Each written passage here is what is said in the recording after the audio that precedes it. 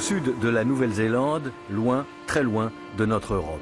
Un Français embarque comme marin sur un bateau de pêche à la langouste. La tempête l'attend, menace de mort, épreuve de vie. Les membres de l'équipage de ce Toroa, de ce bateau de pêche, sont le capitaine Rongo Walker, qui a la particularité d'être maori, c'est-à-dire qu'il est descendant des premiers occupants de la Nouvelle-Zélande, venus de Polynésie, avec des pirogues à voile quelques centaines d'années plus tôt, et qui navigue, lui, avec la conscience de cette culture polynésienne. Il est secondé par Tamatoa, qu'il a ramené de ses voyages, qui est un Tahitien, un colosse tahitien comme on en rencontre qu'en Polynésie, à peu près 2 mètres pour 150 kilos, et qui lui rêve de retourner dans son île un jour, comme tous les Polynésiens. Et le Français donc va se joindre à cet équipage.